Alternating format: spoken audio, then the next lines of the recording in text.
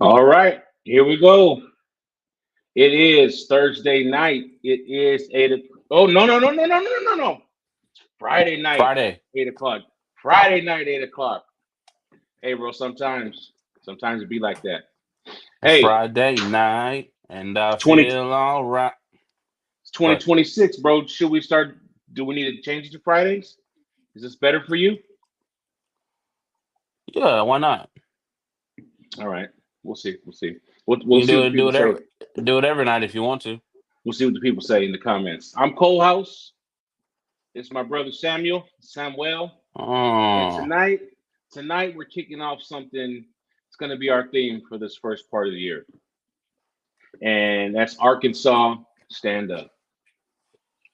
That's what we're going to do. We're going to feature Arkansas breeders. We're going to show you guys why this is a place to be looking at, a place to be watching. A lot of people here doing it right, doing it on a high level, and we're gonna showcase them. Tonight we yeah. got one of those people. You ready, bro? Mm, yeah. You ready, bro? All right. So Yeah. Let's do this. tonight we got Mr. Creek Bank Kennels, Michael Higgason from Bologna, Okay. Arkansas. What's up, Okay. Mike? How we What's doing? up, baby? Yeah, Man, Uh, I'm what's glad to up, Big be here. Hey, Mike? that intro's that's sweet, man. yeah. That's Yeah, hey, it's well, real I wonder though. what the stud fee is on that guy. You know? No, that's real. That's real talk though, bro. It's, like I said, Arkansas is a place to look at. There's a lot of people here that are doing dogs at a nice high level. That's right. Different breeds, different. So I Yeah, thought we had to dig into I was that. talking with some people about that just the other day, and it's like you think about it, man. Arkansas, outside of the dogs, is a great location in the United States. We're Yeah. self-sustaining. We got it all. We got the food. We got the water.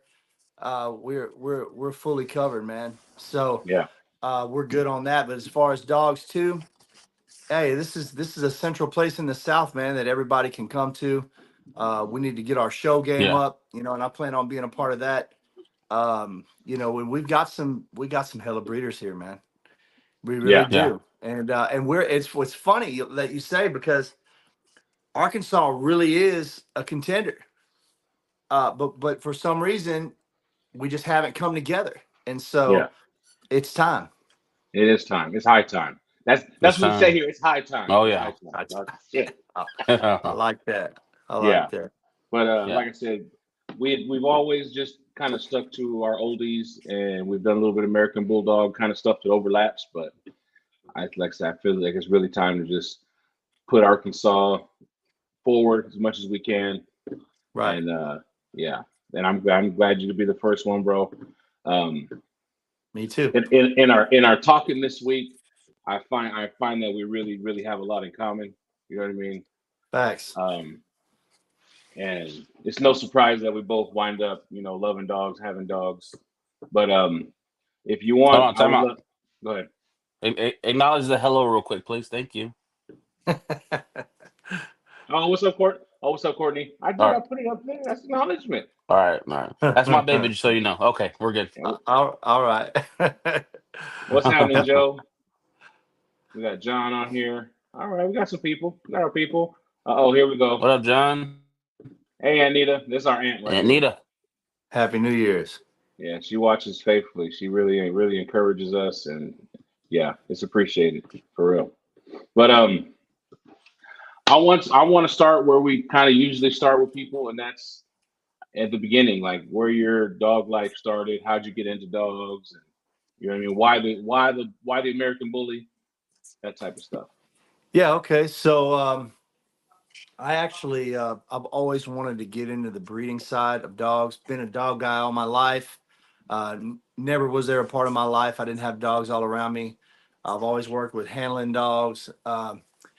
As a young man in Texas, I was around some of the game bred pit bulls, and as a teenager, I was raised kind of, you know, around that, and I fell in love with the dogs there.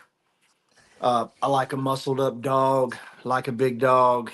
Um, when I decided I wanted to finally pursue breeding as an adult, I really did my homework. I'm a big research guy, so I didn't just dive into it.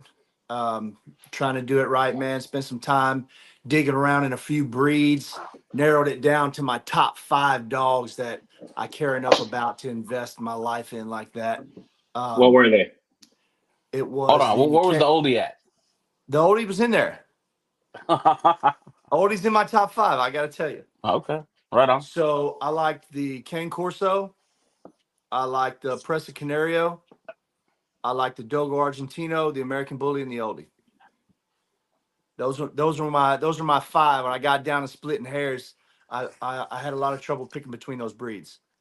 Yeah. And the reason why it came down, my final cuts down to the top 3 was the Cane, the Dogo, and the Bully. And what had me choose the Bully was they had the look. They're powerful, muscled up genetic dogs.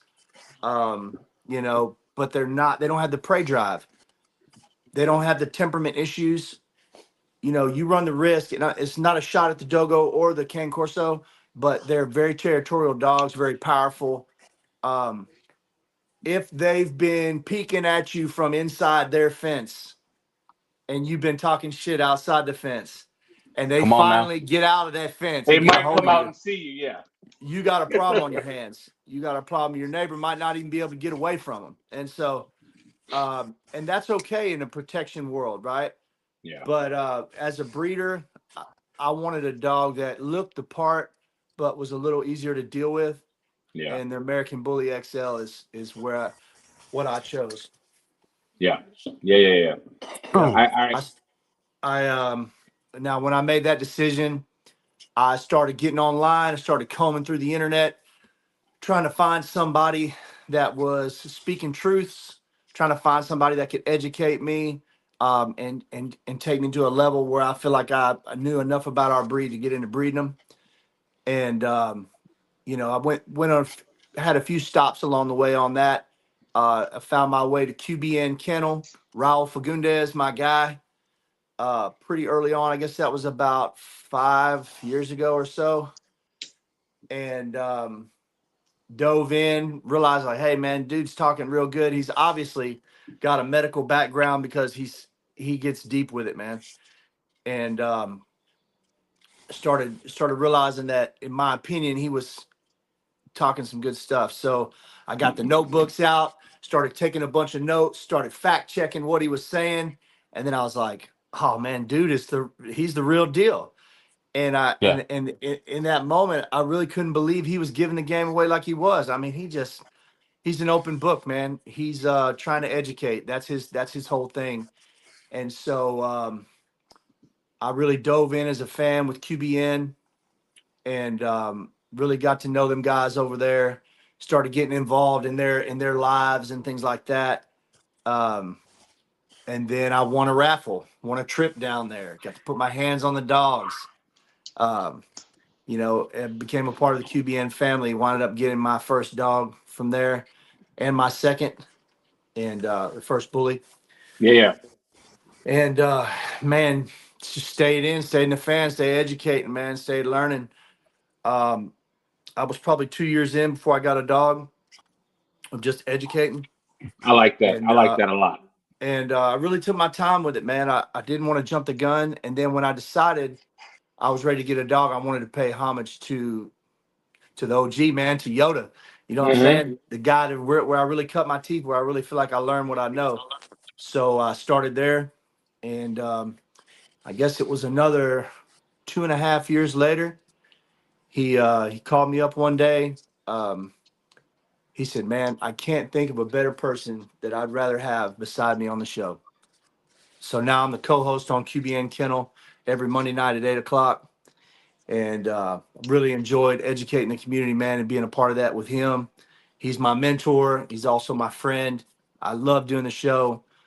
About a little over a year, well, almost 2 years ago now, I met Caleb Weddle and Caleb and Nakaya. Great people from Alabama. I got a big family in Alabama. And met their whole Tuesday night Bully Talk crew. I started jumping on, co-hosting with them. I was coming on as a rover like once a month. Yeah. When they moved to StreamYard here a few months ago, and they could have as many hosts as they want. Yeah. I started hosting every week with them, and Yeah. love them guys over there too. They do a lot like y'all do. They have guests as often as they can, and shine light on what other people are doing in the community and stuff like that. And it's kind of different worlds from one platform to the other, but I really enjoy both. I Yeah. really do. Yeah. And like I had told you on the phone, Excuse me. whenever I started diving into the education of the breed, I really was just trying to get caught up, right? Because I felt like I didn't know enough to be a breeder. And I Yeah. spent 2 years doing that. I really had my head down. Get up early on the weekends like I'm going to work, sit in the kitchen with a notebook and take notes and watch videos. I spent somewhere between 4 and 6 hours a day watching videos, writing down, taking notes with Raul's material. He's got over 500 videos, Oh educational yeah. videos on A YouTube, bunch. and Yeah. yeah, and I've watched them all. And so, yeah, and then I said, you know what, I'm ready to go to a show. I've always had my heart wrapped around the show.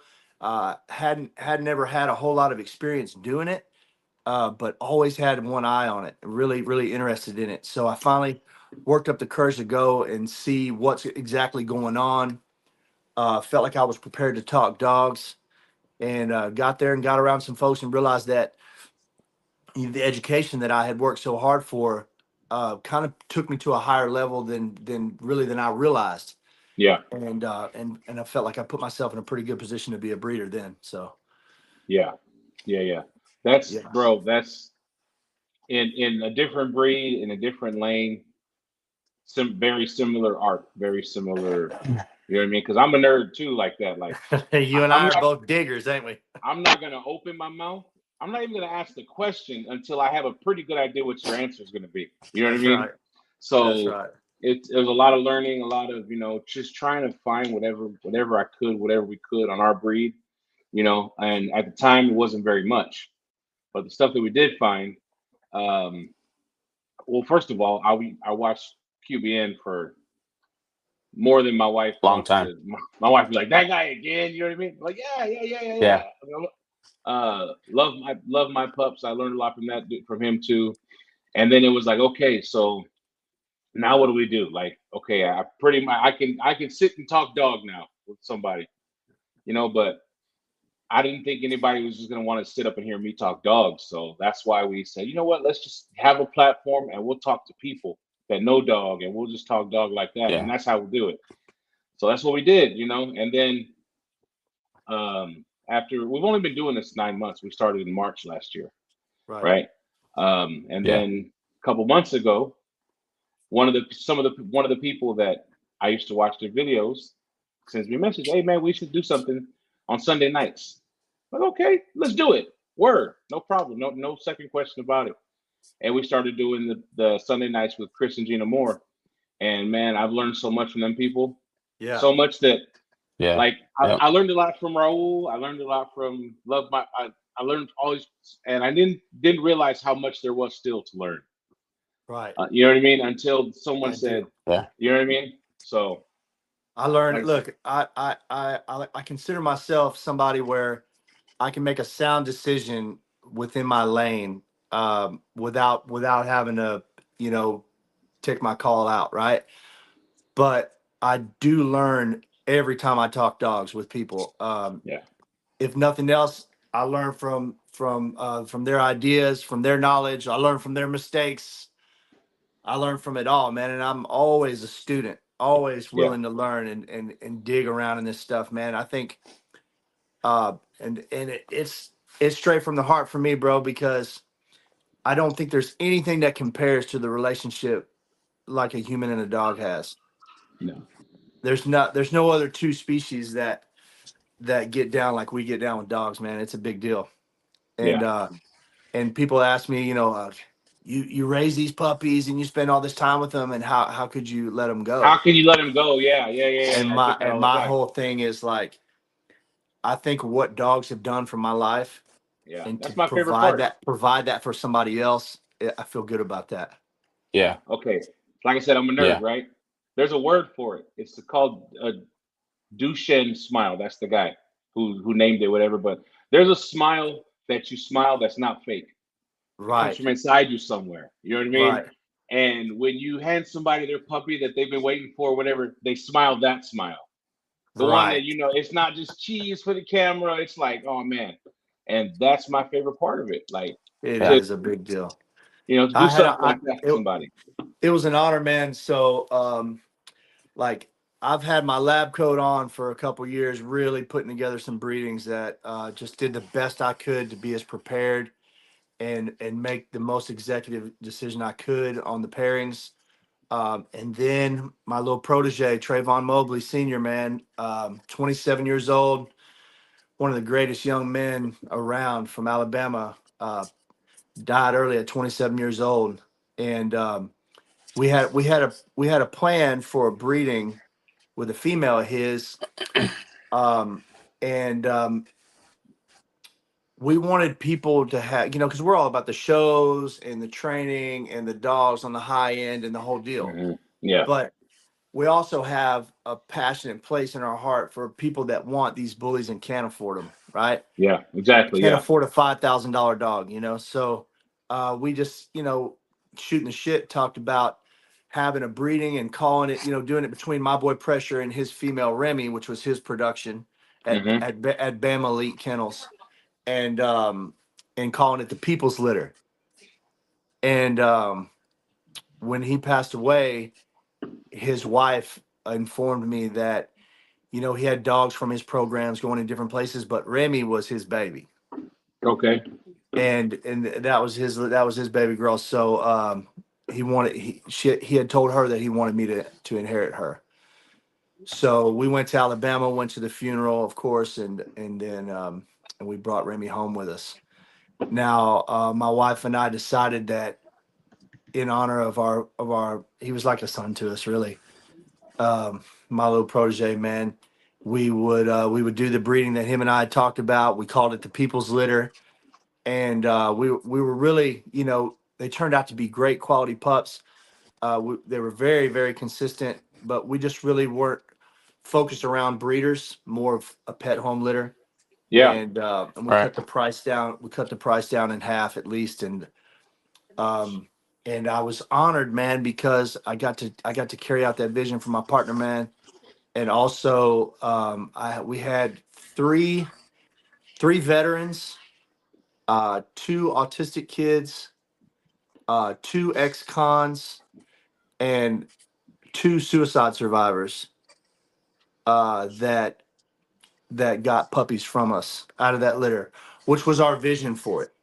And that's just the way it worked out. And so it was my first breeding as a kennel, and it wasn't the maximum of what I feel like we can do. It was only the beginning, but it was an honor to be a part of that. Yeah. And there's one of my buddies there. Hey, one hmm of our buddies, I should say. Yeah. Yeah. That's one of the puppies too, right? Yes, sir. Yeah. Yep. That's little Stella. Yeah. There we go. Yep. Yep. She had 11. They had 11 pups, and you could put them all side by side. You just about can't pick them apart. They all look the same. That Yeah. same beautiful champagne lilac right there. Um, it was a great thing, man. And that's one of the retired veterans right there. Yeah. And Right on. so, yeah, it was just a real honor, man, to be able to carry it out like we had planned, like me and my partner had planned. And it really felt like a real family move. Um, and I had my head up high behind that, man. I really did. Yeah. And now it's time to put the lab coat back on, dive back in. We just had another litter. They're 11 or 12 days old today. Born on the 20th. Yeah. And Yeah. they're amazing, man. Beautiful Yeah. pups. Like I was talking to the guy that was the stud owner of the breeding, and he's in South Carolina, and he was just telling me, man, my guy Peter Storber, he said, golly, he said, we really did something on this litter. Hey, bro, And, that one with the blue collar, yes, mm, sir. that sucker's wide already. Yeah. I'm telling you. And look, like this is what's crazy. Mm. So from there, this was a big litter as well, and from one end of the litter to the other, they weren't but about, I think, 3 ounces difference from the biggest to the smallest. Uh, yeah, on an 11 pup litter. So Wow. they were Hey, very consistent. so I'm weird, right? That's And some things I that's read them and consistency. Yeah. I hear them in a voice, and all I could hear was right here. This comment was Hopping Bob. Tell him about the gun line, boss. When Adam Field says, "Tell him about the hot sauce, boss." Adam, what's up, my brother? Well, I'll tell you what. Me and Adam Fields and Trayvon Mobley, that I was just talking to y'all about, we won a raffle trip. So here's what happened. They actually, I think I answered first, but I jumped the gun. I got so excited. And what it was, there was 16 videos, and there was a random question asked from each video. And so it was 16 questions, one from each video, and you had to submit the answers correctly to all 16 questions and be the first one to do it to win a trip to Texas, all at Raul's expense, to come to the queue and this whole deal, right? Mm. And him and I and Trayvon Mobley just about had a three-way tie, just about. So I answered first, and I didn't know that. I thought I could correct an answer because nobody else had even answered yet. So I answered and then corrected one of my answers, and then before anybody else had even answered behind me, right? And then came Adam and Trayvon. I don't remember which one of those was first. I think it was Adam. And Raul was so impressed, and we were so competitive about it. It was great. And Yeah. he called us on there, and I, got me on there to, we're all on the show and stuff. And right off the bat, I was like, hey, congratulations to you guys. I'm so happy for y'all, man. It was great competing with y'all. It was so close, right? And Raul was like, Michael Higgason, man, this is the guy right here. Look at this dude's character, man. He's so happy for y'all. Genuinely. He said, I'll tell you what I'm going to do, brother. You're coming down here too, right? Yeah. So even though they had won, because I changed an answer, he still brought me down there, and we get down there and exchange some gifts and hugs, and Yeah. sitting there talking shop, and Raul's like, Michael Higginson, I'm glad to see you in person. I said, man, I'm glad to be here, man. He's like, you like a good challenge? I was like, me? Hell yeah, Yeah. what's Yeah. up, Who baby? you talking to? Yeah. Yeah. Yeah. Yeah. And it was a setup, bro. You hear me? Yeah. So Yeah. I think I'm just like, yeah, it's whatever. And he's like, well, then come on down. Like, pull the curtain back, this whole deal. They had this whole hot sauce challenge set up, right? And Mm. Adam's Oh little skinny Lord. butt's the only one that knew about it. And Oh, he had insider information. oh yeah, he encouraged it on the slick. The Flag setup, on the huh? play. Setup. Insider trading. Right, right. So we get over there, and I'll never forget it, man. And I don't mind some hot sauce, but all that crazy Scovilles and all, like, I don't get out like that. You know what I'm saying? Yeah. And but I ain't gonna let these youngsters get me. Come on. Come on. Oh, Right. Ah, Right. my wife said, as soon as she found out there was a challenge, she said, "Oh, I know when they didn't tell me he was at the hospital, I know he won it." You know what I'm saying? Yeah. Yeah. But Yeah. anyway, we get over there, and this hot sauce is called Elijah's Extreme Regret. And it was dangerous, dude. One little bitty drop will give you the hiccups. You know what I mean? And I think Hey. it was like 800,000 Scovilles, or almost a million Scovilles. It was pretty serious. Anyway, and y'all have to go see the video sometime. We went way too far. Elijah's what regret? Elijah's Extreme Regret. And That's so biblical. we had Taco Bell tacos just lined up, and Raul's just messy with it, just lacing them down. And we took one bite at a time until somebody tapped out. You can't take a drink, you can't nothing, and it went way too far, y'all. Look, and finally, Adam Fields is like, I could go a little further, but I ain't gonna do it to y'all, and all this. So he tapped out, and then it was me and Trayvon, and Trayvon, we went neck and neck. run out of tacos. They were pouring it on our fingers, and we're taking mouthfuls of it. And it went, I think 6 or 7 rounds like that. And finally, he put some in his mouth, and it was my turn. And then it was time for him again, and his body wouldn't let him do it, man. He couldn't swallow anymore, and he called it. Golly. And so I won, Hold on, man, reigning champion. Yep, yep. So I gotta ask this. because I won, they had to put on a Yeah. thong and a hula Oh skirt Lord. and the Yeah, I'd coconuts rather and the hula death by hat. hot sauce. Yeah, yeah, death by hot sauce. No, And then they yeah, got up there and danced the hula on the heels up there. It was great, man. Yeah, yeah, Wait. yeah, yeah. yeah. Oh man, that was good times. How was it coming out though? How was it Oh, coming dude, out? we went to a restaurant called Papacitas after that and had some Mexican food, and I drank Because milk. why not, right? Why not? Yeah, And because I why had 2 not? big old glasses of milk right off the bat, and it still come out like fire, dude. Man, ooh-wee. Man, it was Man, Woo-wee. bad. Adam Fields says. Adam Fields says that you got the mentor, the protege roles reversed. Right. Hey, I'm gonna tell you something. There's some truth to that. He was like a son to me, but there's a lot he taught me. That's a fact. That young man, he had the best temperament, dude. The best personality that a dude can have. Yeah, You couldn't gas him up. You couldn't get him out of character. He was always smiling, always positive, no matter what. And there's something to learn in that for all of us. yeah, man, Man, yeah, he was Yeah. great. Yeah, yeah. I'll never forget. I told a story not long ago, but we were I was working the night shift hauling asphalt for Rogers Group up here. You know, I drive a dump truck. You know that, but your brother may not. And I'm pissed off because I'm working the night shift. You know, I just worked days the day before, and now I ain't been off all that long. Went home and took a little power nap. Now I'm working nights. And you know, dump trucks really not made to run at night like that, man. They ain't lit up good enough to be safe and all that, backing up and on the road doing this at night. Yeah. And I'm pissed off about it. I called Trevor and I'm boohooing about it. I'm like, man, I just worked now. I'm on nights. I got all night with this crap. And then tomorrow night. And then he's like, don't worry, brother. Don't worry. We're going to use it as an opportunity. I'm like, what are you talking about? He's like, we're going to study these genetics. Yep. Mm-hmm. We're going to study these color charts and learn this stuff together. So I'm going to bounce one off you and you bounce it off me, and we'll do it till we get it down. He said, I'm going to stay up all night with you.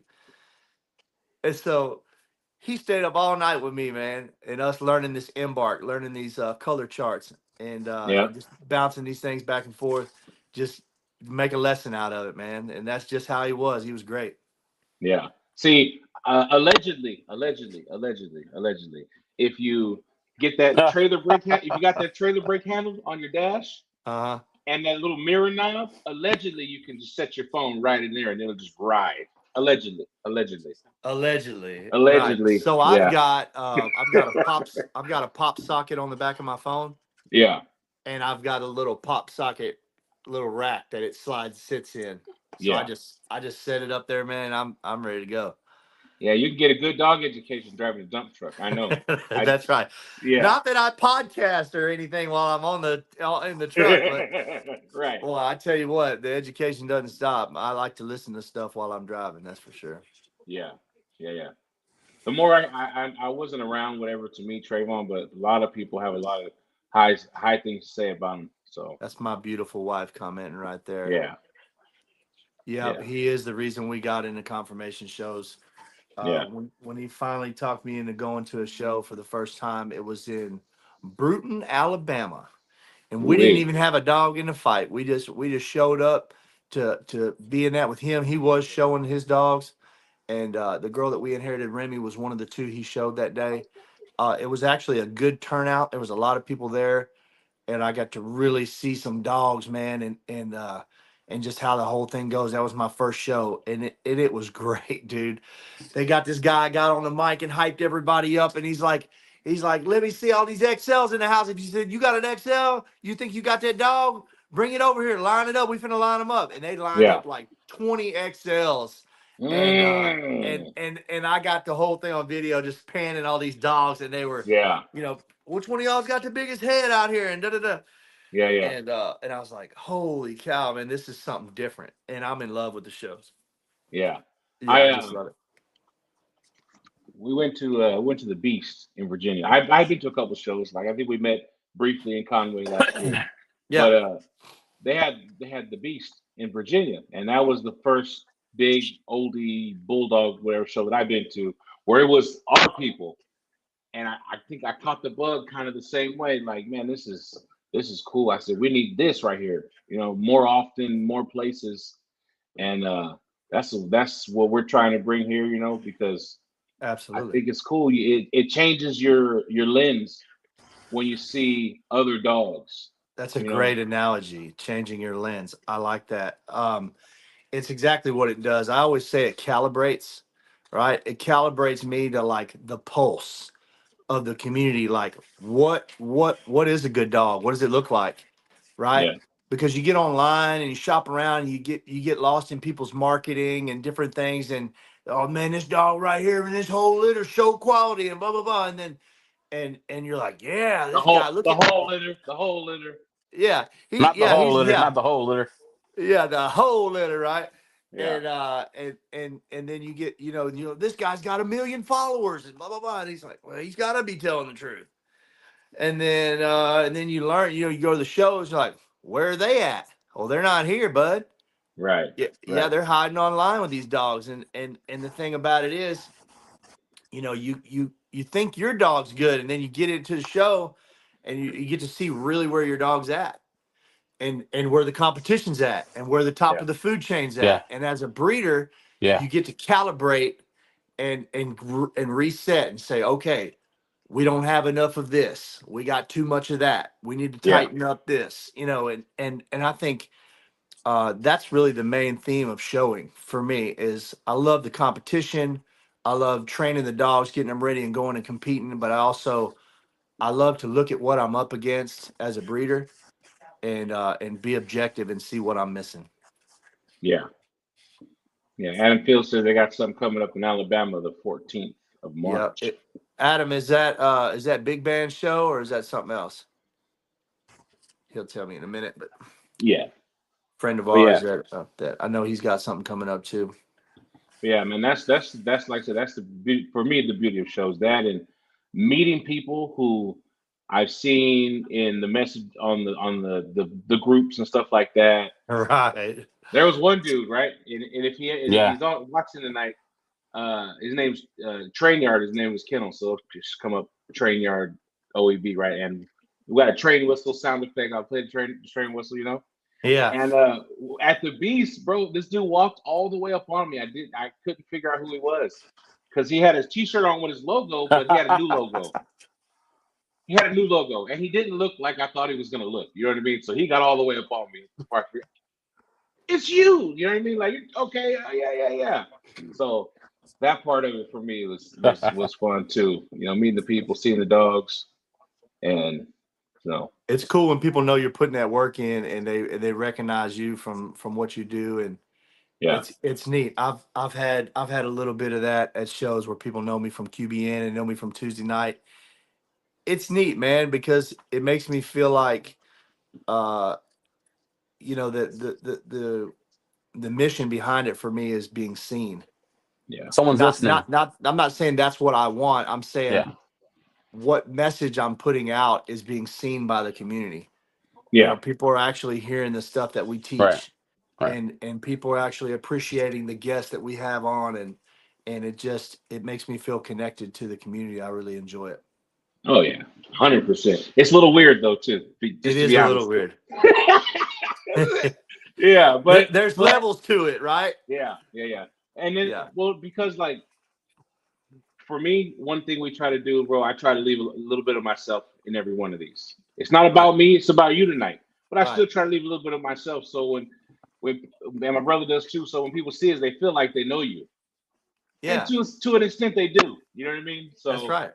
yeah, but it's different. It's different. Well, the thing about a podcast, so it's like Joe Rogan. I feel like I know Joe Rogan. You know what I Right, mean? right. Because you get on there and just talk shit for hours so many Yeah, times. yeah, Like I'm one of my things that I've always been good at since I was very young is I can read people real well. I can see a good person in front of me, and yeah, rarely wrong about, my judge of character on somebody. And so if I'm watching somebody talk for hours, I do know them. Yeah. And so, and I can see Yeah. how they are, and I can appreciate that. Yeah. Mm-hmm. Let's see here. Yep. This is your boy Pressure right here, right? Let's see. So you said you on this breeding that you did, you went into the lab, you put the lab coat on. I did. Let's talk about that. Let's talk about some of the things you were looking for. Some Yeah, of that's the father from the people's litter right there. I've got a breeding banner. If you go to my kennel page, okay. for this breeding right here, All right. it was called the solstice litter. The puppies were actually born on the night of the winter solstice. So they were born on the longest night of the year, and it was the longest night of the year. Yeah. Yeah. Okay. Nice. Let me Nice. find it. Yeah. Hector and Freya, I right? like to talk about the good stuff, the tough stuff, all of that. What is it? Hector and Freya. Hector and Freya. Yes, sir. There we go. We got him. Do you Yep. only do XLs, or do you have pockets, standards, classics? I have a standard female. She's barely above a pocket. And I'm down with all the classes. Right now I Right on. prefer XLs, but anything when it comes to pocket, standard, and XL, I have a lot of respect from both, and may dibble dabble in all three at some point.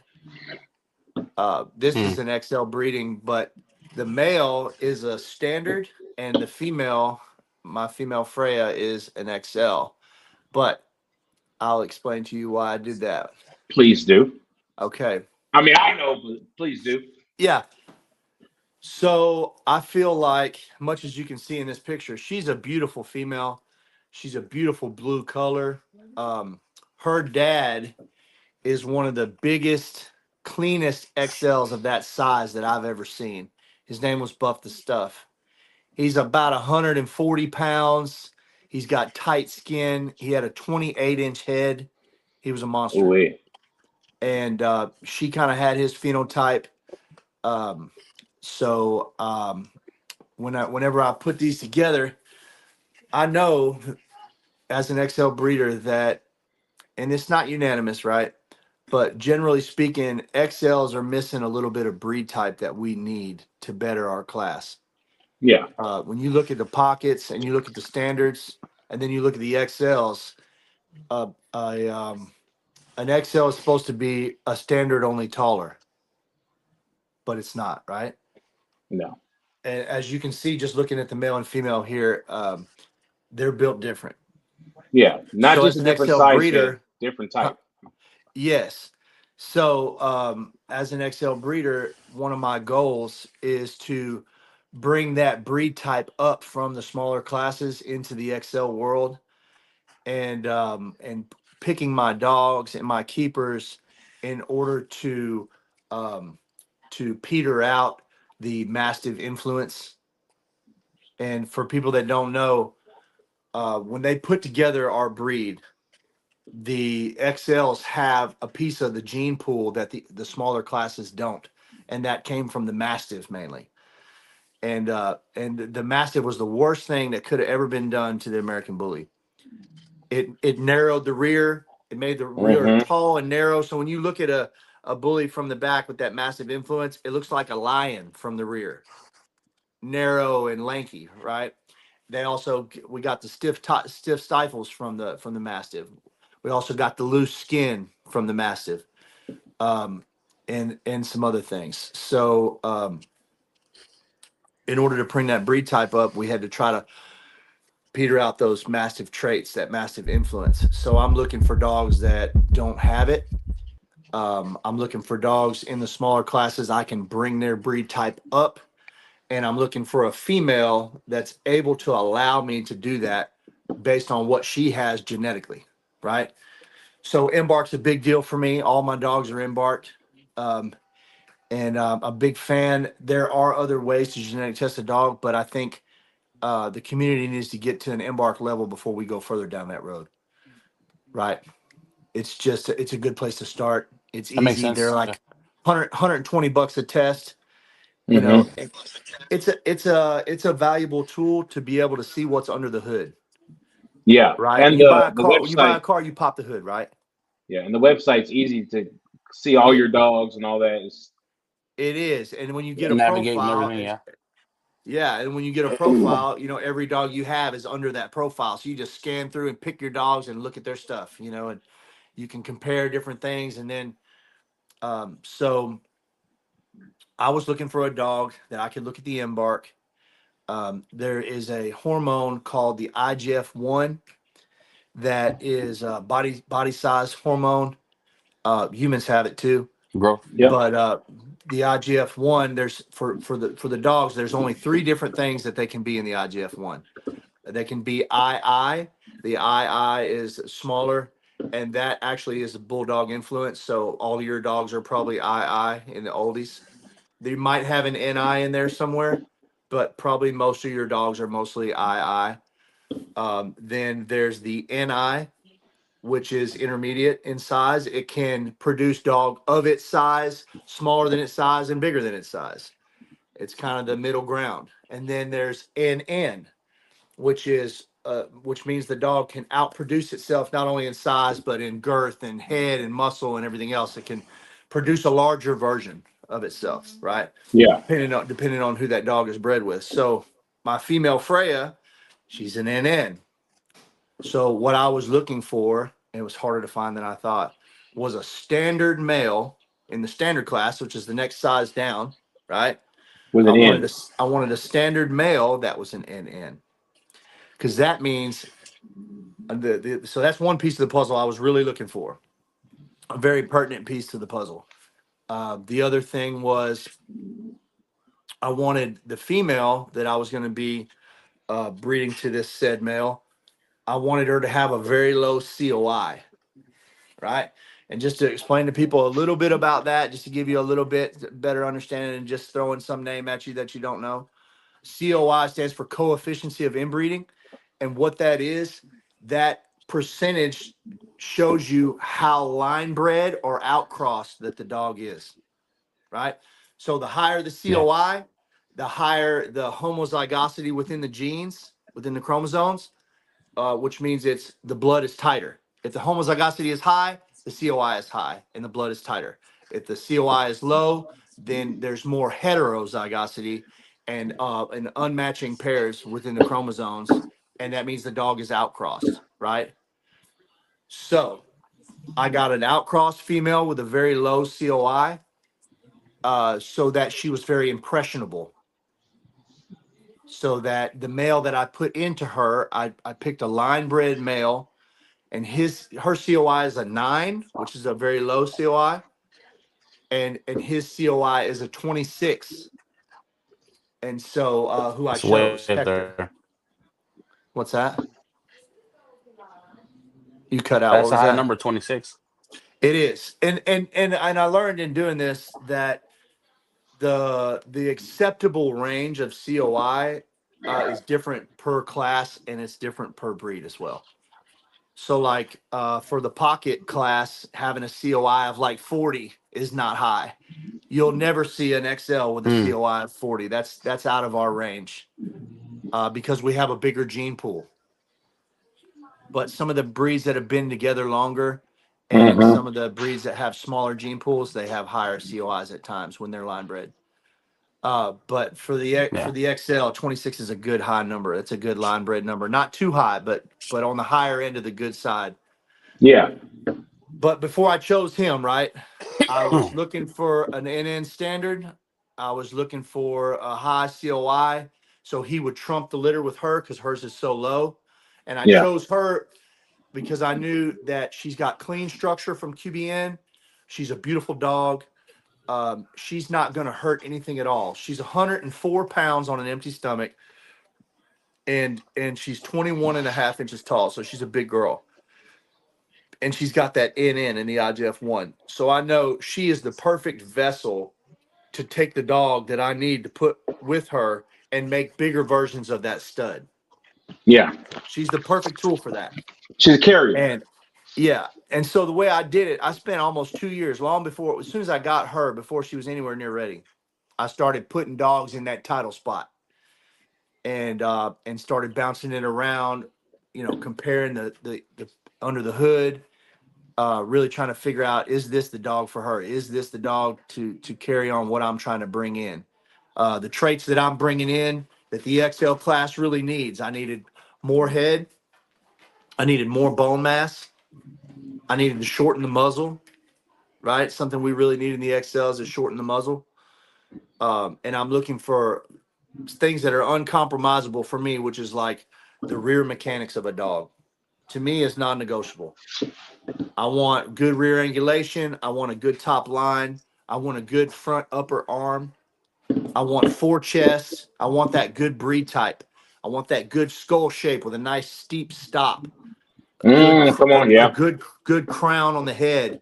A good neck, that bull neck, good all that. And so I went through, I think, 7 dogs, and pushed one dog out of the title spot there after another, until I got to this man right here, Hector El Oso, BMBZ, Peter Stoiber's Hector El Oso. And I just couldn't find a dog to push him out of that throne, man. I couldn't find one that had a better rap sheet, a better consistency of productions, better under the hood. I couldn't find a dog to replace him. And so he became that dog. And something cool about him, he's the only dog in the world that I could find that's a standard, that's an NN in the IGF-1. He's the only one. Now, there's some that I suspect are, but they don't have embarks, so I wasn't able to verify it. But he's the only one I could verify and prove that he was the only standard male, and he's probably the closest thing to the breed standard. Peter's got some stuff on his page where he's cropped the breed standard from the ABKC website next to his dog stacked out. And yeah. it's good, man. It's really close. He's a And pretty he nice should boy. grand champion this year. He's a nice boy. Yeah, he is, man. He Real is. Yeah, nice. he is. Real beautiful dog. Peter's an underrated breeder, man. He's been doing this for 40 years. He's been doing it since before there was bullies. He's been with bullies from the beginning, 30 Yeah. years.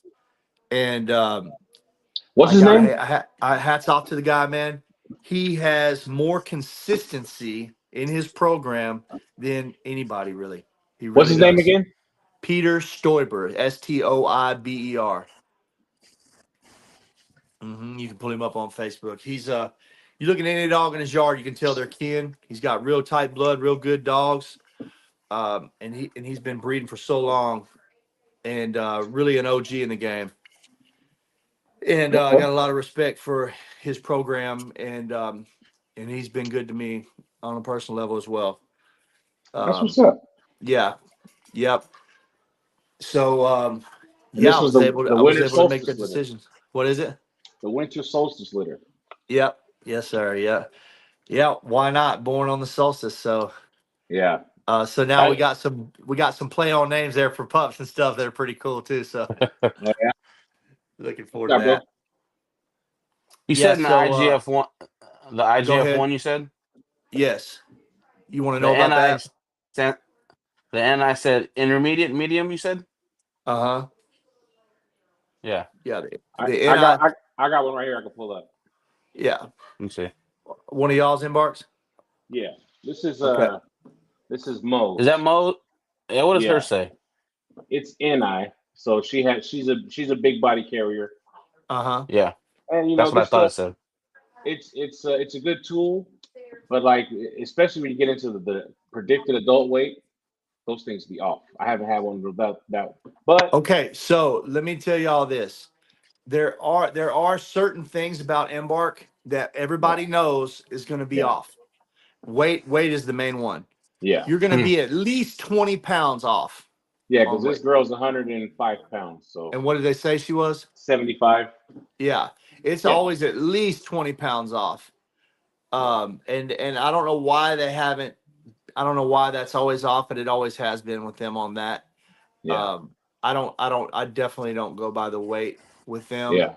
And I'm gonna have to dig on this stuff now that I'm looking at it, because okay, we got the NI, right, which explains, the larger offspring, right? Right. But all these other ones that say larger, I'm wondering what exactly they. They're different hormones that are identified. They're markers or in parentheses there, Yeah. but the main one that affects what we're looking for here is the IGF-1. Yeah. So Yeah. go to your color genetics you have on there too, right? So you Yeah. scroll Up up. top. Oh wait, you should have muzzle length too. Oh yeah. On I bet body. I almost guarantee your dog is AA in the muzzle. It might be AC. Yeah. AC. Yeah. Okay. Yeah. AC. So it's a short muzzle gene carrier. Okay. The A is the short. Uh-huh. Yep. Okay. Uh-huh. And if it was a full-blown short muzzle gene, then it would It'd be be double capital A. A, capital A. Yeah. Uh-huh. And otherwise it would be medium to long muzzle. There wouldn't be any A's. Okay. And I will also have short muzzle gene carriers on this right here, which is a good thing. All right, let's go up. Where's your color? Right here. Oh, okay. So this color stuff is cool to learn. Scroll down just a little more. Other way. I'm sorry. Scroll back up. Right there. Okay. So the E is your. Here's this stuff is so cool to me. I Yeah. hope Yeah. I'm not going to bore y'all, but No. No. No. Come on. so the E is the melanistic mask, right? Right. Let's see, what does it say? Does that affects y'all's breed? Yeah. She has a black mask. Uh-huh. Okay. That's the code for it. So like when you get to learn this stuff, this is the cool part. You can talk to a breeder and say, "Yeah, I got this male, you know, he's EM KBKY, Mm-hmm. AYAT," and so on, and you can send that in a text and they can look at that. I can look at that and Yeah. tell you Yeah. what color the dog is. Especially the Frenchy Yeah. guys. They can tell you without even. Oh, They don't they're gotta look nuts twice. with it. Look, Yeah. they're Yeah. nuts with it. They're so good with it. So scroll on down just a little bit. Yeah. Uh, They are, and most of these things, for anybody that hasn't seen one, they have a kind of like an answer key. Yeah. All this information is going to tell you how to interpret what you've got here. yeah, and this is a great thing to look at because here's the deal. If most breeders don't breed for color, but color matters, right? So you don't want Ooh, to sacrifice. don't say that too loud, bro. These oldie people will be like, they'll come after you. Be like, That's don't. fine. Hey, look, I'm tough. I'm tough. Yeah, So people breed for breed type, but color is important, right? I like things that catch my eye. I can't help it. I know I don't breed for color, but I Yeah, do factor color in. For example, if I got two dogs that of each equal stature, I'm gonna pick there the you one go. that's got Yes, prettier color, right? right, right. Right. Yeah. So when you're in the lab, right, like we are now, and Mm-hmm. and you're picking if you have lateral options, let's say, and you're gonna pick the one with a better color. But by looking at the dog's embark, you could tell what color that will make with your female, right? Yep. What it'll do with the brindle that you have, what it'll do, right? So right here in the K locus where it says locus means Mm-hmm. location. Yep. So this is a genetic location. And the KBKY, the B in that stands for black. Dominant black. Yeah. Right. So if you just had KY, then so remember that the K is always tied to the A, Mm-hmm. right? So if you have a B here, it can get in the way in what's in the A locus. So scroll down just a little bit to the A. Okay. Okay, right there. So you have AY. That means you have no tan points. Right. Okay. If the dog had tan points, it'd be ATAT. AT. Mm-hmm. If it could be ATAY, which could lead to it being a tri-carrier. Tri-carrier. Yeah. But if it's ATAY and then up above in the K, it's KBKY like this right here, then it could be a ghost tri. Yeah. You're not. Yeah. She's had some. Because she's got the gene right here Yeah. to do that. So Mm-hmm. because the B is there, then the You're tri ma- can Hey, your man calls it that last coat of black paint. That's right. Hey, look, and that's the best. That's the best way to think about it Yeah. because you have a hair follicle that gets covered in dominant colors, right? Mm-hmm. And if black is in there, it's going to cover. It's going to trump. Yeah. So it can get in the way of stuff. But yeah, like I said, A is tied to the K, and Mm-hmm. then let's scroll down here to see what else we got. So Michael, What Yeah, he said, A to the K, I bring Dre and them with me. hey, that's hey, right. That's right. yeah. So this dog we have right here is right in front of me. What am I looking at? Well, we just said it. We got we Ooh, got ooh, we got ooh. we got a let's see here. Trying to look on my little video screen. Let me shrink it back down. We've got the B. Hang on, let me see it all. He's gonna put you in front of the gun. Yeah. Well, and here's the thing about genetics. Sometimes you have weird things, right? And Yeah, this is Right. sometimes, outside of yeah, outside of the American Bully as well. So, right. but we have KB, so we have the trace of black there. We got AY, so we don't have 10 points, so we're not looking at a try. No. All right. So we have a two-colored dog. Um, let's see, AY. Dark areas of hair and skin. All right, so you have the D and the B are the next things that you factor in. So you Mm-hmm. have the D is the dilution gene. You have one copy of it there. So it's not going to be, and then you have one copy in the B locus where it's a capital B, lowercase b. So Mm-hmm. you have one copy of dilution both there. Yeah. So it's not a black dog. It's not a chocolate dog. It's got to be a little lighter than that. Yeah. Okay. Hey, Okay. this is fun. This is fun. I like this. Yeah. Let's see here.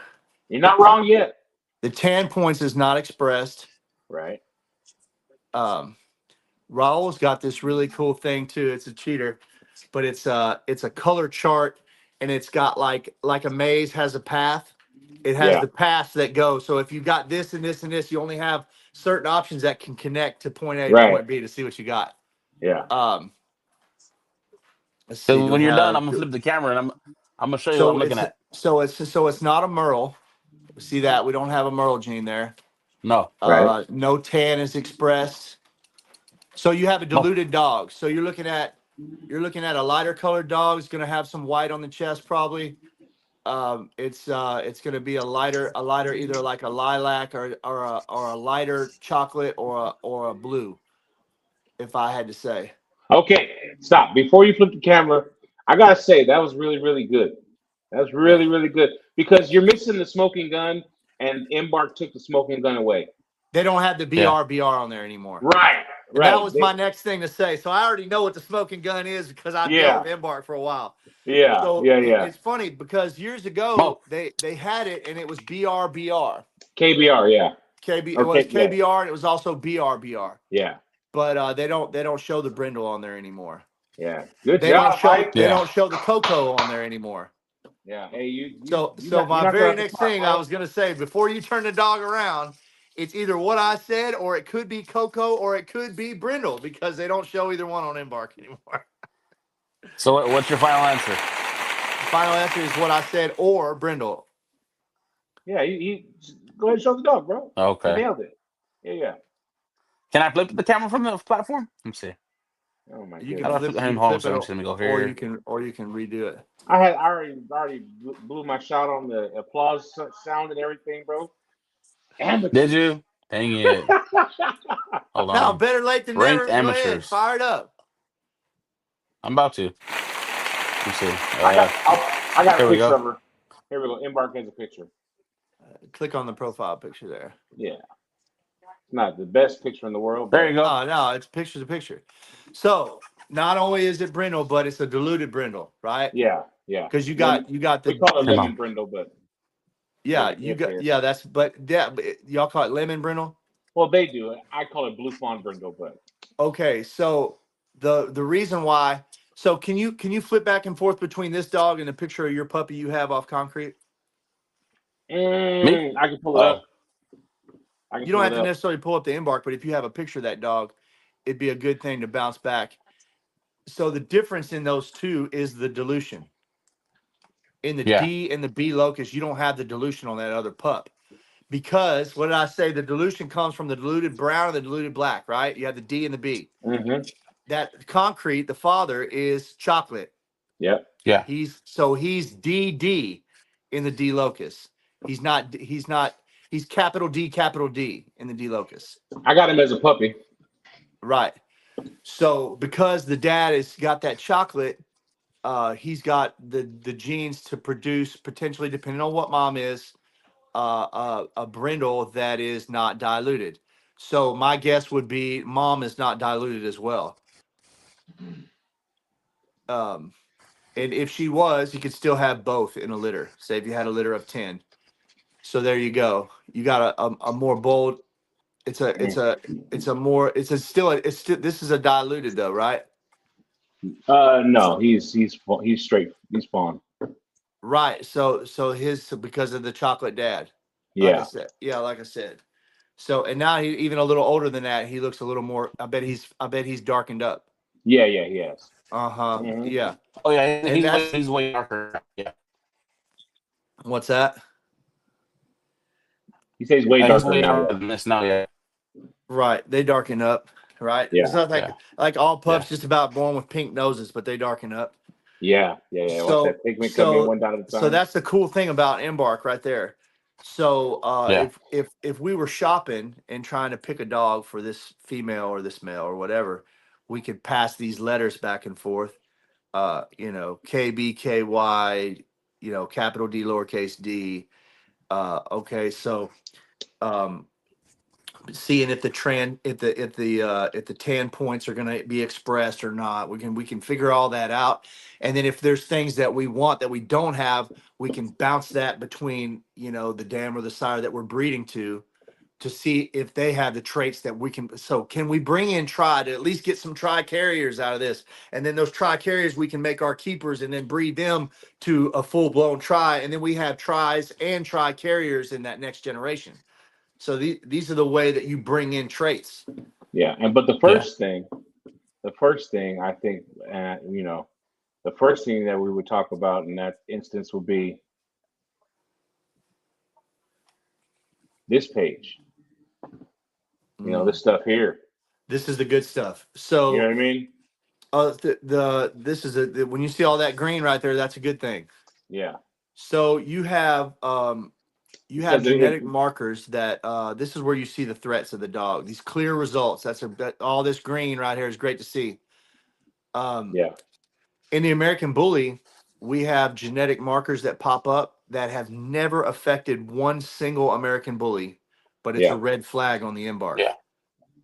And just about every bully has it. Not every single one, but just about all of them. And that is, it used to be CRD4 was one that everybody was talking about. Oh, the dog's got CRD4. You don't want 2 copies of that, and da da da. And I think some things like that are what people are scared of with Embark, right? Because to me, I've had this debate a lot. There's no leg to stand on to justify not spending $120 to be able to look at everything we just looked at with your dog. Yeah. Yeah. To know why it's marked like it is, what it's got on the hood, what it can produce. Yeah. It's $120. Yeah. Yeah. The dogs are thousands and thousands of dollars, and you can see what you got and what it's capable of producing with an Embark for $120. It's worth it. And you could potentially dodge a bullet. That's right. Here's an example. If a dog, let's say your female has one copy of some type of myopathy, some type of cancer gene, right? Yeah. Ataxia. Okay. Well, now that's a good thing. We'll get to that too. Hold that thought with ataxia. So one copy of that cancer gene is not a threat to the puppies. I just have to make sure if my female has that the male does not have another copy of that same myopathy. If he does not, then the puppies, some will be carriers, some will be nothing, but none of them will be at risk. And do your darndest to make sure your keeper's clear. Right. So if I just blindly breed her to a male and he has a copy that she has, well, now the whole litter could die of cancer. And so this is one reason why hey, it's better to know what you have and because you can easily sidestep that and make, it's no threat. That one copy's no threat. No threat to her, no threat to the puppies. But just like, yeah, we're good. Breed to whoever. And then he's got it. And now a year later, you got people calling you, hey, my puppy's in the hospital. Hey, this has happened. This, like you got a 15 pup litter and every one of them wants their money back and they're mad. They're, talking all this trash and all that. And all you could have done was embark the litter and see what was going on. Embark the father before you bred him to your female, things like that. It's Yeah. worth it, man. Yeah. Mm-hmm. And that's just one example. But I think what happens is people don't like to admit it, y'all, but they've embarked a dog somewhere along the way and it wasn't all green like yours just was. And they're like, oh, no one can ever see this. No, we haven't embarked our dog. Nah, bro, we don't really mess with embark because they're scared to discuss the results. And they read it and they still don't understand it. They don't know what they're looking at. There you go. And they want to hide it. Yeah. There's things that pop up that are not a threat. For example, that cancer gene is not a threat. It's only one copy of it. Yeah. It's just certain things, and so that's something that Raul takes pride in, educating people on stuff like that, and that's where I learn what I know, and I'm a believer in it, man. I really And am. some stuff kind of is what it is too, based on the breed. Like I was talking about, I have dachshunds, and the IVDD, I've never seen a clean one. I still haven't. You know what I mean?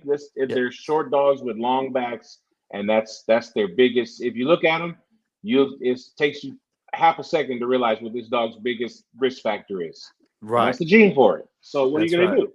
You want to? Okay, then you can fix it if you know what I Shorten the mean? dogs. Then it's not a Yeah. Dotson, right? Right. Yeah. So yeah, that's the thing. It's better to know what you're looking at.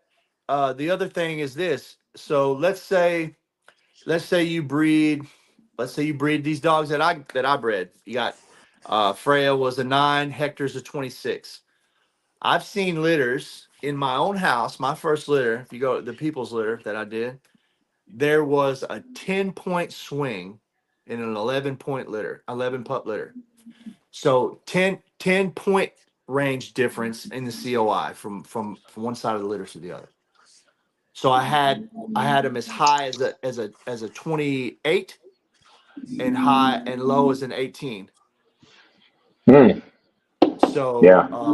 so here's where we go. Come So on. let's say Yeah. Yeah. let's say we bred to said male because we brought in some trait that he has, right? And Right. we want to be able to produce that trait in our kennel.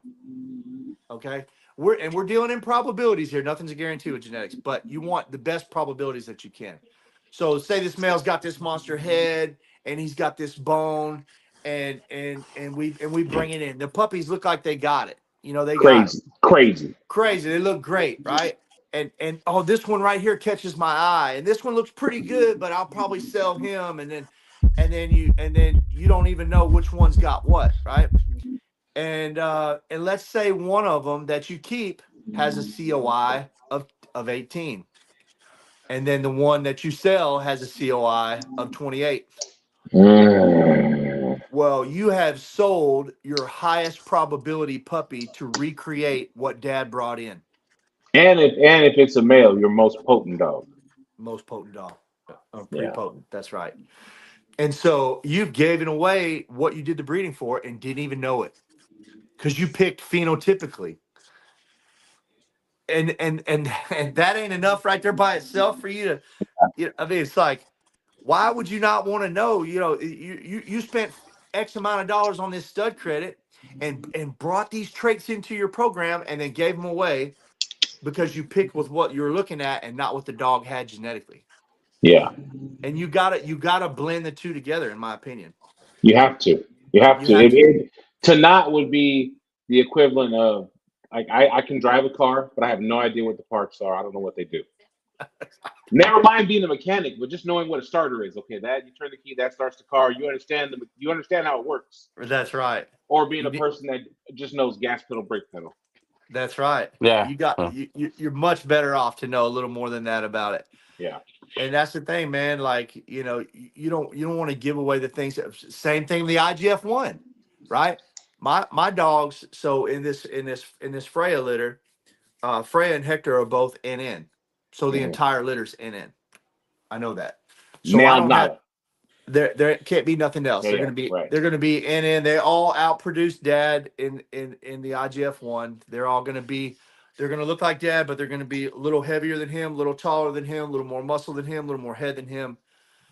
She was the perfect vessel for that, and it seems to be the case. They're very young still, but it appears to be the case that they took on a lot of his traits, and I've seen pictures of him little, and they look like they're going to be a little bit bigger than him On a mom-sized frame, on a basically. mom-sized frame. Yes, sir. So, which is what we were trying to do.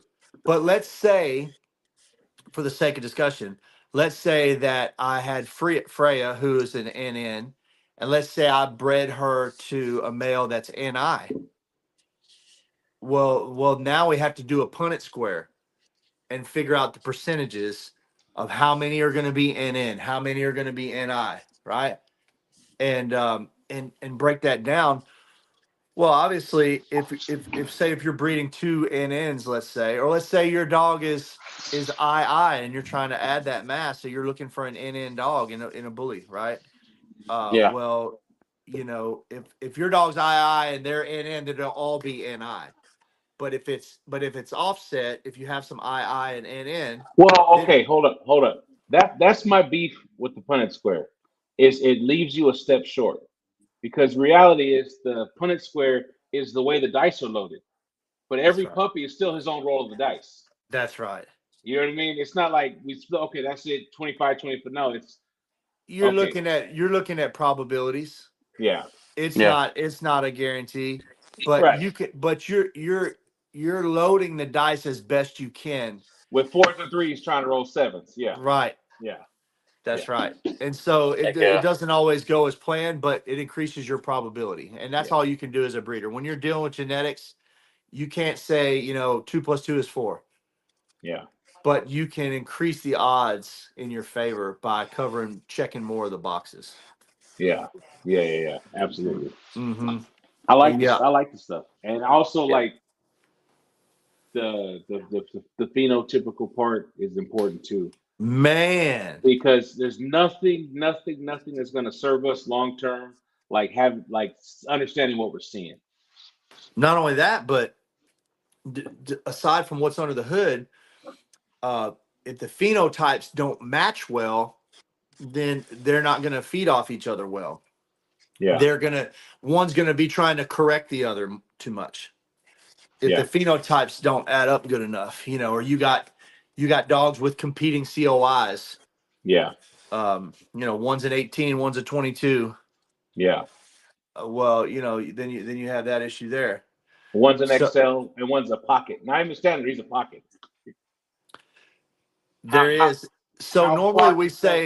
normally we've said 2.5 inches is about the range difference before you start having phenotypical issues like high rear and different things Wonky like stuff? that. Yeah, Uh-huh. But I'll tell you what, man, there's a difference in which one's bigger, whether it's the mom that's bigger or the dad that's bigger. yeah, You're breeding a shorter dad into a taller female, you can get away with a lot more than if you're breeding a taller dad into a shorter female. yeah. Uh-huh. Absolutely. Yeah. It's really fun, man. I've enjoyed just learning and looking at other people's dogs. And then so, hey, if I feel like this is just me, and maybe I'm wrong, y'all tell me, but I feel like anybody listening to us right now is like, oh yeah, I feel like Embark's the way to go. At least, I mean, it's a flashlight in the dark, if nothing else, Yeah, and it is. a chance to see more into that than without it. Yeah, yeah, What yeah, if your dog So has one copy of the cancer gene and you don't even know it? yeah. What if your dog is Mm. Merle, but it's cryptic Merle? he's a red dog. Red dogs hide it. I don't care what They nobody hide it. says. Red dogs hide it a lot. Look, you can have a dog that just looks like a normal dog, might not even be red, Yeah, and not have one. It could be one little bitty flick of the eye in the color there. It hmm looks like a sunspot, yeah. or it could have no physical signs at all and be Merle. Now, Or if if you it's breed like a that dog Frenchie, to a, huh? it could be if like a or a Frenchie could be a cream dog. That dog's gonna they'll show it as a puppy, but it'll quickly vanish. That's right. And Yeah, so, hey, Yeah. so now you can't breed Merle to Merle. You shouldn't. you should. You can get No. away with it You can get away with it, but you shouldn't do it because because here's what happens. So what Merle is not a color; it's a pattern, right? Mm-hmm. And what it is actually, it's a displacement of melanin. Yeah. It's a displacement, a distortion of color. And it's known as a pattern, right?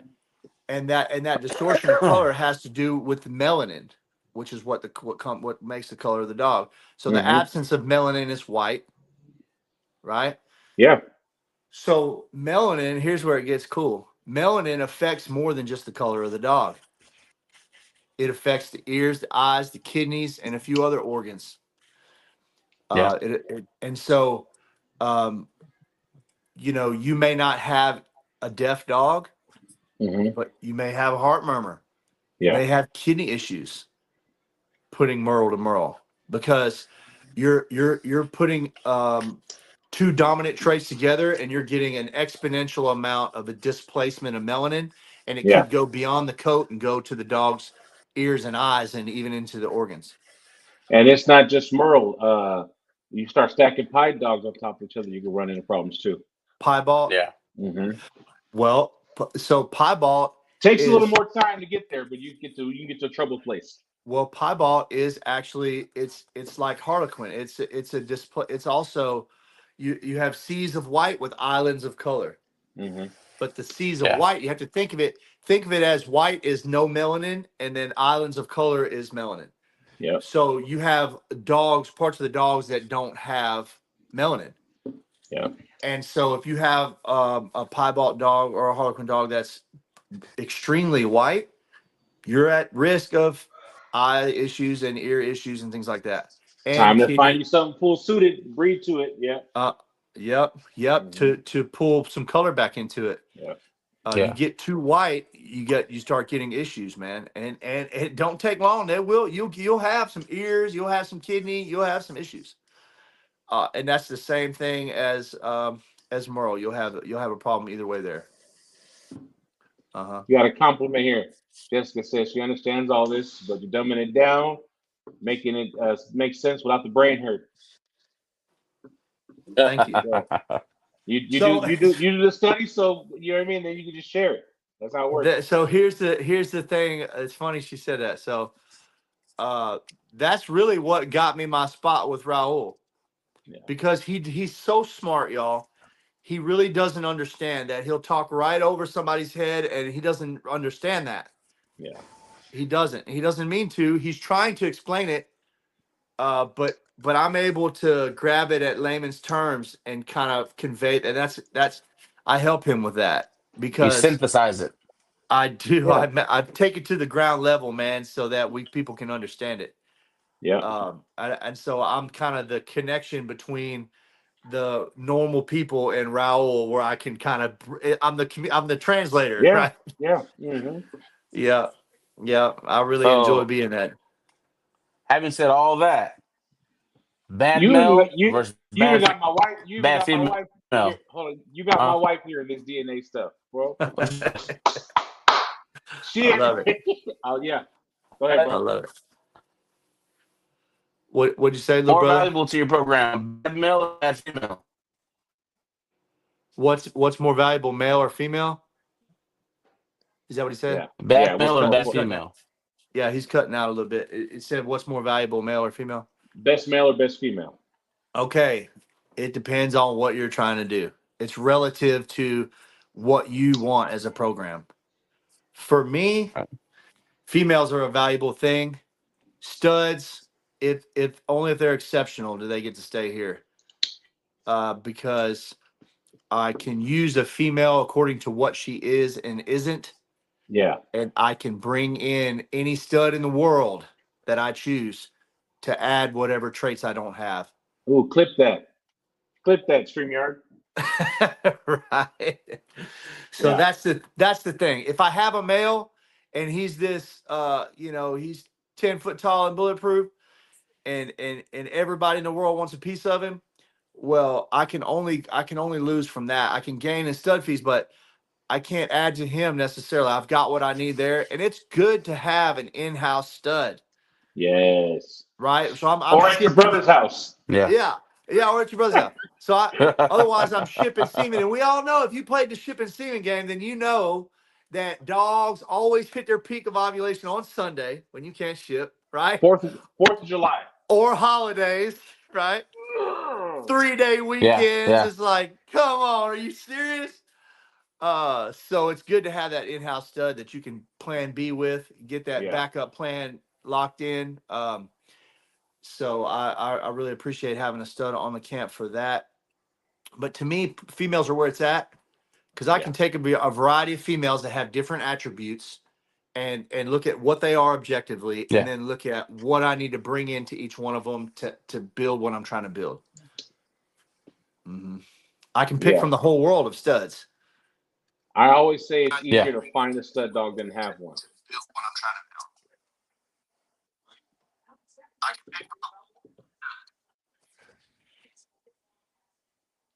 Oh, what happened? Oh, Mike's having a little bit of difficulties. He'll be back. Hey, bro, is it lagging? Is mine lagging? No, you're good. Okay. You finally find you an operation station where there's no hesitation. Let's see. Michael might have to go out and come back in the back room. Connected to my earbuds. I want to use my earbuds. Hey, my back. Yeah, you're back. You're back. I think so. I didn't know, but my wife's telling me from the other room. So she said she went to turn on her AirPods, and I'm connected to my phone, so she stole me. Yeah. I thought it was a connection thing, but anyway, I was saying that your wife, Mrs. Higgason said, "Wait a minute, then. Why you want to keep so many out of this litter, sir?" Okay. Okay, I got a reason. I promise you that.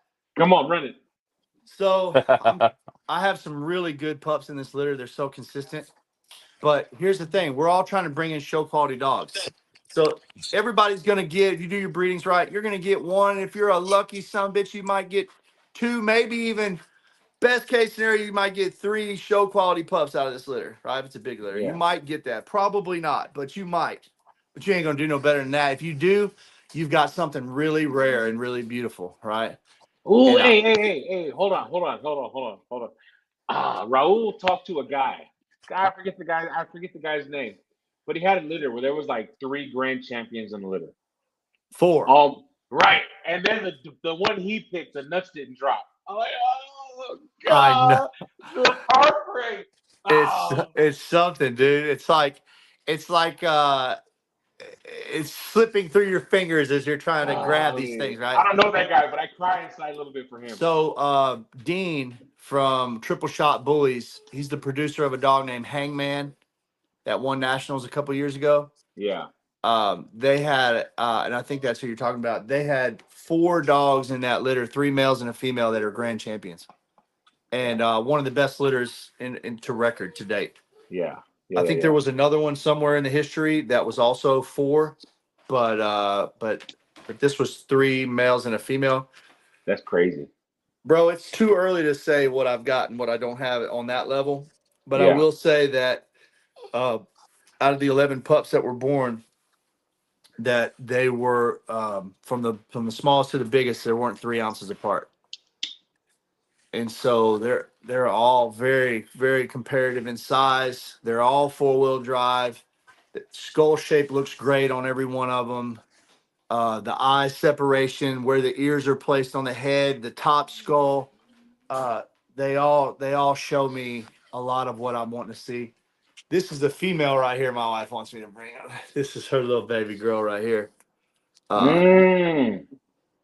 And I love it when look at the bone on her. Yeah.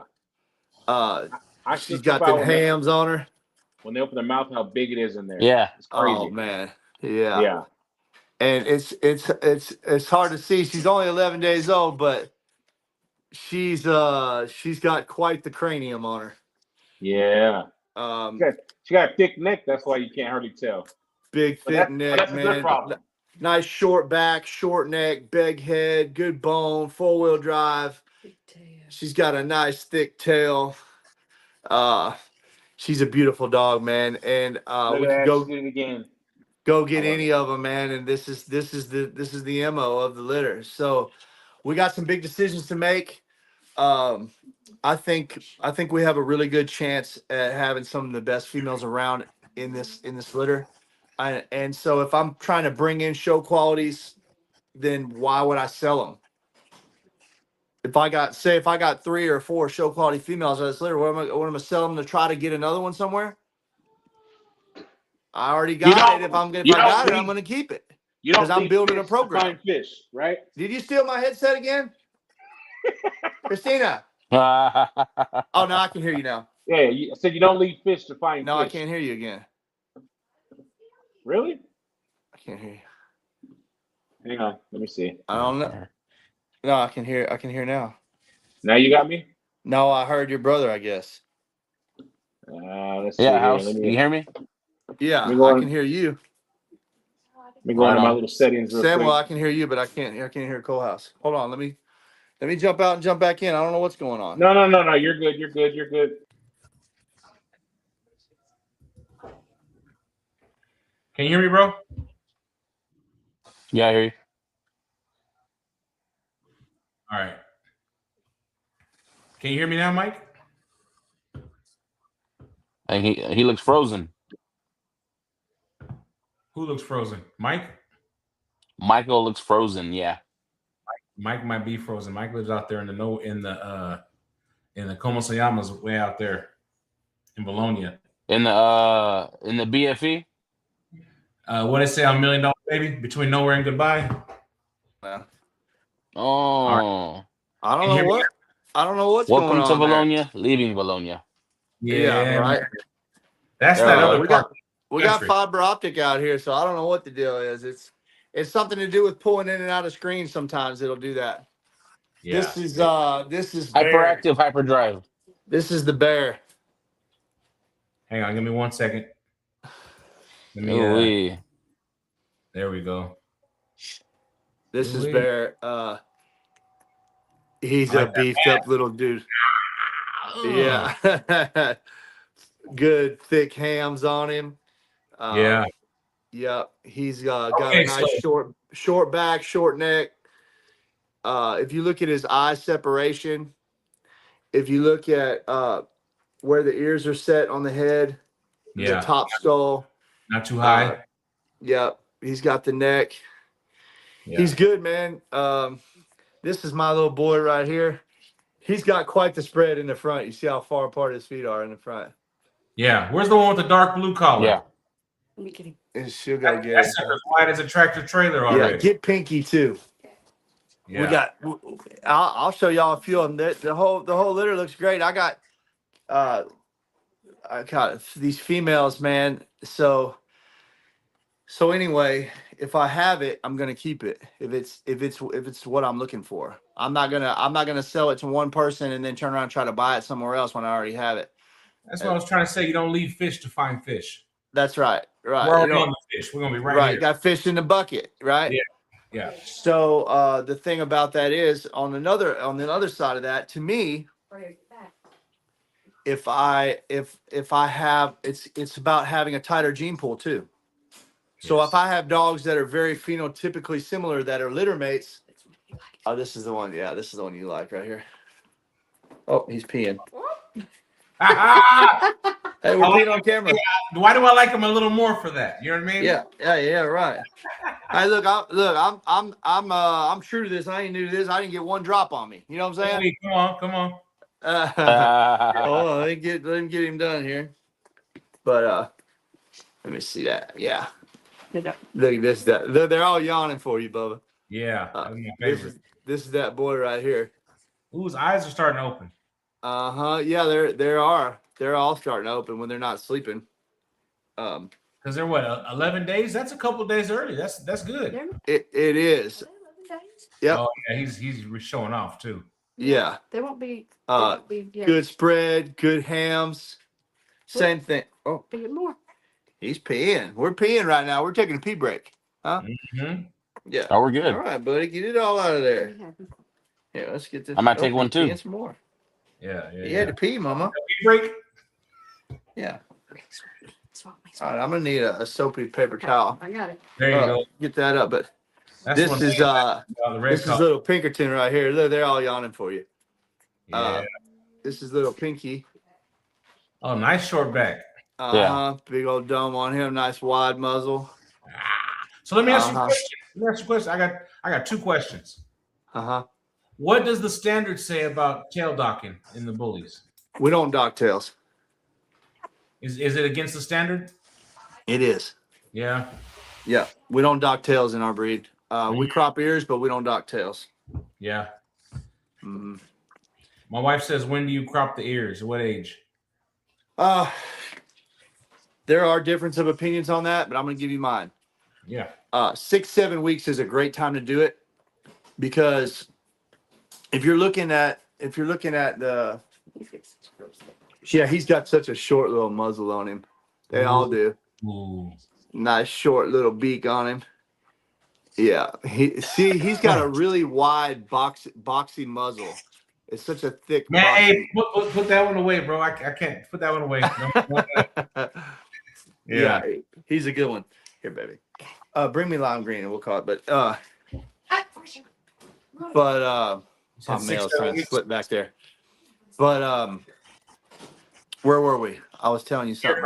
6, 7. You Yeah. said 6 weeks? So 6-7 weeks is probably the best time to do it, because what happens is the older the dog gets, and that's why if you hear about ear cropping, they say like, oh, 15 weeks, and we're not any older than that, we're not doing it, because the blood vessels, as the dog gets older, run down into the ear. When they're puppies, they don't hardly have any blood flow in the ear. So when they're really young, look at this female right here. I really like her. Come here. Another short muzzle. I see what you're doing. Yeah, big old head on her, man. Yeah. Look at the spread on her in the front. If she'll hold still, hold on. I see it already. Ooh-wee. Good bone, good spread. Yeah, she's just a good baby. Yeah. Color I didn't think. Yeah, and then she's got the good 4-wheel drive, got good hams in the back. I really like. I need a wet soapy one from my hands. But yeah. So, the older they get, the more blood vessels they have down in the ears, which it can still be done. It's a little longer to heal, a little more cauterizing to stop squirting blood, and that takes a little more toll on the dogs in recovery. So it's just easier on them. They don't even hardly bleed when they're really young.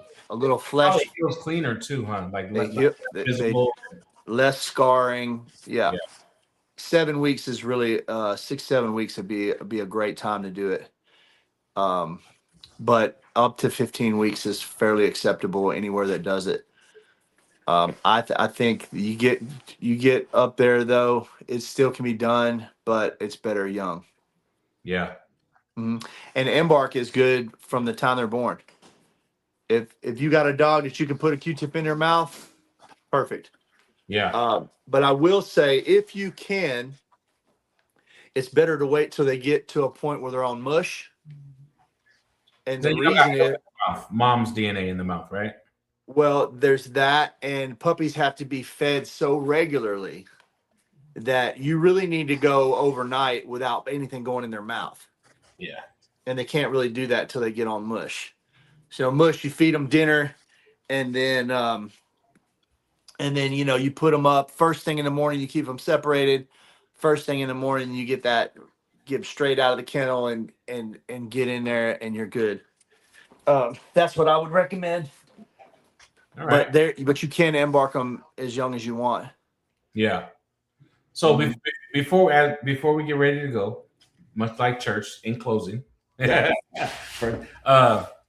what's one thing? I mean, one piece of advice that you, or one thing that you do to ensure your success with your puppies going forward, to safeguard that you actually, if you have show quality, that it stays show quality and it matures to show quality.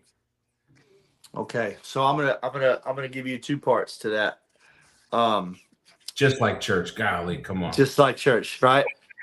So I'm gonna make sure that I'm keeping what I need, what I bred for. If I'm doing breedings for certain reasons, like this one, I bred the mass, I bred the head, I bred that good bone, I bred that 4-wheel drive, and I bred for some of those genetics like the short muzzle gene and the NN. So But I'm you gonna hit try what to it looks like. right. So I'm gonna try to maintain that. I would say the best thing to do for people, you got to take your heart out of it for a second, put your lab coat on, and forget the fact that it's your baby. Right? Forget that it's your kid for a second, and look at your dogs objectively.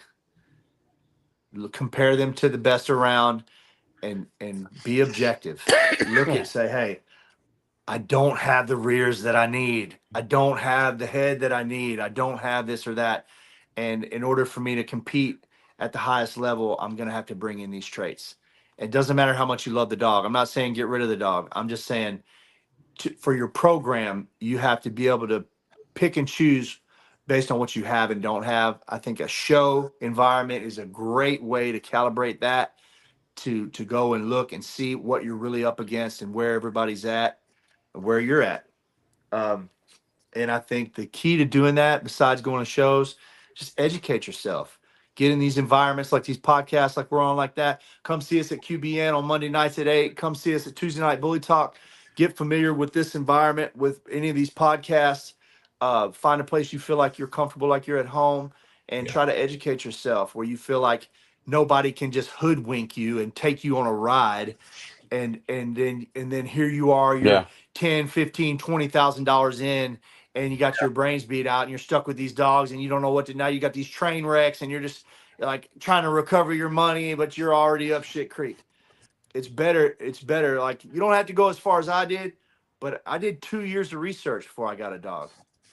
And it really helped me because at least I know what I'm looking at. And I would recommend that to anybody coming in, man. Do your research. Find people that are like-minded, that are also into this, that you feel like you can trust, that you feel comfortable with. We talked about this the other day. People throw around the word mentor a lot. It doesn't have to necessarily be a mentor. It can just be like-minded people that you can take solid advice from. Yeah. They're already on top. It doesn't matter to them whether they help you or not. They're just trying to be good to you, right? Find those people, and just be objective. Yeah. Or at minimum, somebody that's your buddy that's crazy and curious like you. Hey, bro, you know what? Man, let's learn together. Raul says I'm crazy, but I tell you what, man, I have no problem whatsoever. If you have any questions, I don't know everything, Right. and I get stumped all the time when I get down in the depths of this as far as I can go. Yeah. But if I don't know, I can find out. Yeah. And if y'all hit me up about whatever, we can find out. We can get to it, and I'll try to give you the best information I can. That's what it's all about right there. Yeah. Arkansas, I've really enjoyed the show, man. Arkansas, stand up. The Arkansas stand up, baby. 10 toes tall. Yeah. So, bro, if I don't see you again before then, I look forward to seeing you at the show. That's right. I look forward to seeing. We'll be there, man. We'll be there. It's gonna be a good time, bro. I appreciate it. It is, dude. I appreciate y'all having me on, man. Much respect. Love what y'all are doing.